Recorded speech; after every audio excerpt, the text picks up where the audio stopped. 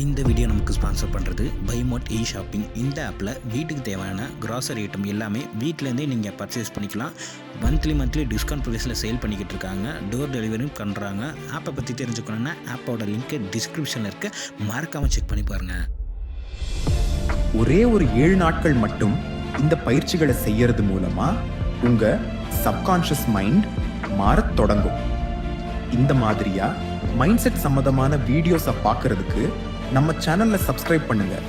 சரி, back to the video. Day 1 digital detox. தினமும் 1 மணி நேரம் உங்க போன் லேப்டாப் இல்லாமல் இருங்க. அந்த 1 மணி நேரத்துல வாக்கிங் போங்க, பேப்பர்ல டூ லிஸ்ட் எழுதுங்கள், இல்ல குடும்பத்தோட பேசுங்கள். இதனால உங்க மன அழுத்தம் 30% குறையும். Day 2 gratitude journal.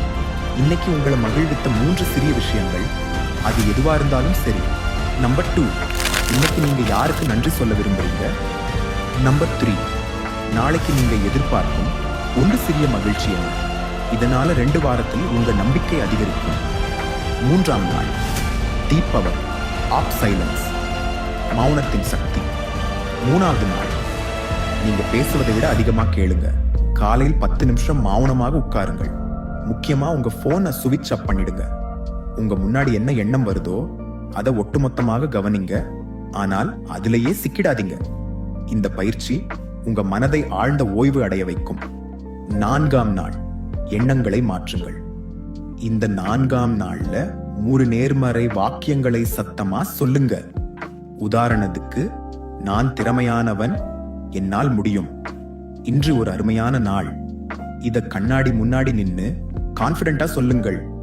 உங்கள் சப்கான்ஷியஸ் மைண்ட் இதை உண்மைன்னு நம்ப தொடங்கும். இதனால நீங்க நினைக்கிற விஷயத்தை ரொம்ப சீக்கிரமா அடைய முடியும். Day 5 move your body. என்னடா இது ஃபர்ஸ்ட் 4?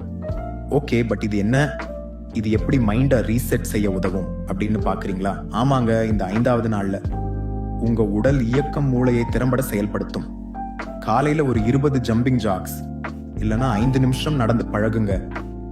இந்த சின்ன செயல் உங்க டோபோமைன் ஹார்மோனை அதிகரிச்சு முழு நாளும் உங்களை எனர்ஜியாக வைக்கும். இதனால நீங்க அந்த டே ஃபுல்லா கான்ஃபிடென்ட்டா இருப்பீங்க. 6ஆம் நாள் டிஜிட்டல் சன்செட்.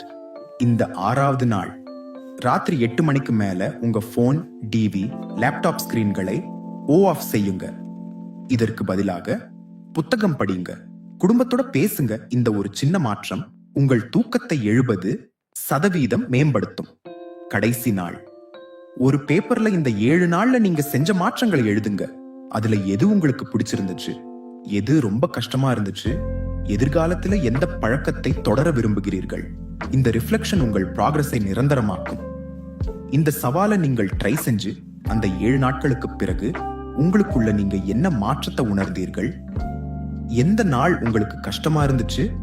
கடந்த ஒரு வாரத்துல எத்தனை முறை நீங்க மன அழுத்தம், சோர்வு இதனால பாதிக்கப்பட்டீங்க?